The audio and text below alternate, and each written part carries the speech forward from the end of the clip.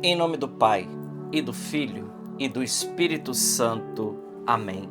Evangelho de Jesus Cristo, segundo São Mateus. Glória a vós, Senhor.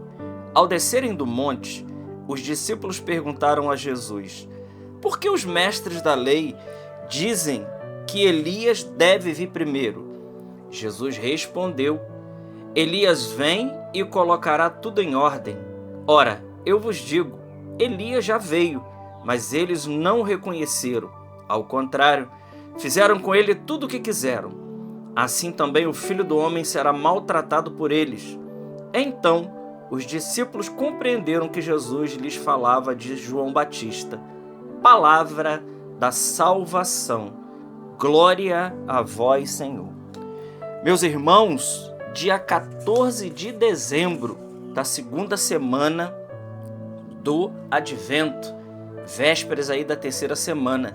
Hoje, nesse dia 14 de dezembro, é dia de São João da Cruz, esse grande místico e doutor da igreja, o qual, sem dúvida alguma, eu aprecio demais. E hoje, então, eu tomo licença para a gente comentar um pouquinho de São João da Cruz, exatamente porque o texto do Evangelho que nós acabamos de ler fala de perseguição.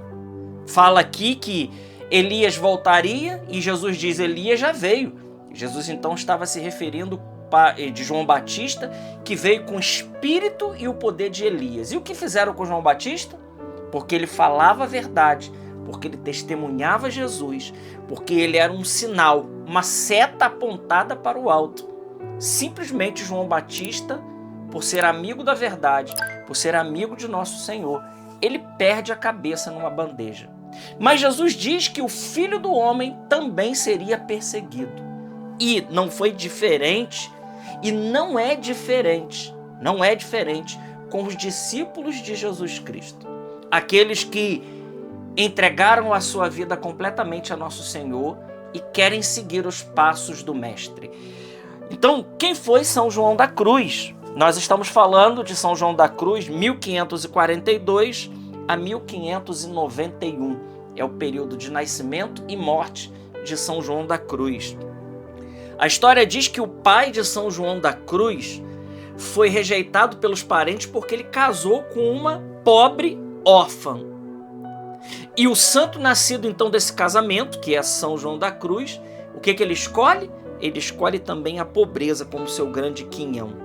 Incapaz de aprender um ofício, tornou-se servo dos pobres no hospital de Medina, na Espanha, enquanto ainda buscava concluir os estudos da Sacra Doutrina. Em 1563, aos 21 anos de idade, humildemente se ofereceu como irmão leigo aos frades carmelitas, que, no entanto, conhecendo seus talentos, fizeram-se ordenar-se sacerdote.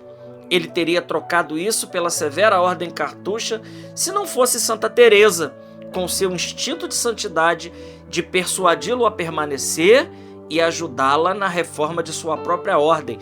Assim, São João da Cruz tornou-se o primeiro prior das Carmelitas Descalças. Então, São João da Cruz, junto com Santa Teresa, muito inspirado por Santa Teresa, eles fazem a reforma do Carmelo, né? O Carmelo calçado, o Carmelo descalço. Então, São João da Cruz ele se torna o primeiro prior, junto com Santa Teresa d'Ávila. Sua reforma, embora aprovada pelo geral da ordem, foi rejeitada pelos frades mais antigos, que condenaram o santo como fugitivo e apóstata e jogaram na prisão. É o famoso cárcere de Toledo, que São João da Cruz passou 9 meses no cárcere de Toledo. E de lá ele escreve as mais belas poesias, de lá ele escreve... É por isso que São João da Cruz ele é considerado o doutor do tudo e do nada. Porque aquilo que é considerado como tudo para nós, para São João da Cruz é nada. O amor das criaturas, o desapego de todo bem criado. Por isso ele é considerado o doutor do tudo e do nada. O desapego, para ele, foi uma grande via de santidade. Então, ele pôde escapar, ficou lá por 9 meses, e só depois de 9 meses... E é interessante que quando a gente lê as atas do cárcere de Toledo, São João da Cruz, ele, por vezes, ele chegou à porta da morte. Se pensava até que ele nem sairia de lá. E claro, ele carrega consigo, depois que sai do cárcere de Toledo, consequências para a sua saúde gravíssimas, que de fato, mais para frente, vai culminar na sua morte. Ainda 2 outras vezes, antes de morrer, ele foi vergonhosamente perseguido pelos irmãos e desonrado em público. Porém, seu completo abandono por parte das criaturas apenas serviu para aprofundar ainda mais a paz interior e o devoto anseio pelo céu. Meus irmãos, nós estamos falando aqui de um grande santo. Um santo com um S maiúsculo, que diante da perseguição de quem? Importante dizer, ele que, a pedido de Santa Teresa, eles fazem a reforma do Carmelo, então ele é perseguido pelos frades mais antigos, né? Aqueles que talvez precisassem de muita conversão, eles perseguem São João da Cruz, condenam ele como fugitivo e como apóstata, ou seja, uma pessoa que a apostasia é um pecado contra a religião gravíssimo, se não um dos mais graves. São João da Cruz, então, é condenado como apóstata. Depois, ele é envergonhado publicamente, desonrado em público. Ele passa tudo isso por amor a Jesus. E, sem dúvida alguma, São João da Cruz, ele vive, então, aquela palavra, né, das bem-aventuranças, quando Jesus diz: bem-aventurados sois vós, quando vos perseguirem, vos amaldiçoarem, vos caluniarem e, mentindo, disserem todo tipo de mal contra vós. Alegrai-vos, porque grande será a vossa recompensa no céu. E eu não tenho dúvida, né? Eu não tenho dúvida alguma que São João da Cruz, né? Esse homem que escreveu A Subida do Monte Carmelo, A Chama Viva de Amor, A Noite Escura da Alma, essas obras maravilhosas que eu recomendo a cada um de nós conhecermos aí a obra de São João da Cruz, porque ele coloca cada um de nós no nosso lugar mesmo. Ele coloca a criatura diante do Criador como a pequenez que há em nós, mas a grandeza que Deus pode fazer na nossa alma, na alma daqueles que, apagando as luzes do sentido, como nos diz São João da Cruz, nós podemos então ver a Deus, nós podemos então saborear a Deus, nós podemos então experimentar a Deus. Então hoje, nesse evangelho que nós lemos, junto com a vida de São João da Cruz, que tem tudo a ver, né? A liturgia hoje caiu exatamente, perfeitamente, o texto do evangelho com o santo que nós estamos celebrando hoje, que inclusive não é só santo, mas ele é doutor da igreja. Ele é doutor da igreja e um grande teólogo, né? E para aqueles que têm a espiritualidade carmelitana, para conhecer, por exemplo, Santa Teresinha, é necessário conhecer João da Cruz. Senão a gente não entende Teresinha, porque Teresinha é Santa Teresa d'Ávila e São João da Cruz por isso, né? Esse homem que nos ensina o grande caminho do abandono para poder experimentar Deus. É de São João da Cruz a frase que ele diz: o demônio teme uma alma unida a Deus como ele teme ao próprio Deus.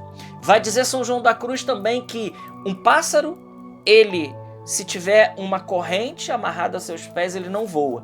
Mas se ele tiver uma linhazinha também fina, ele também não voa.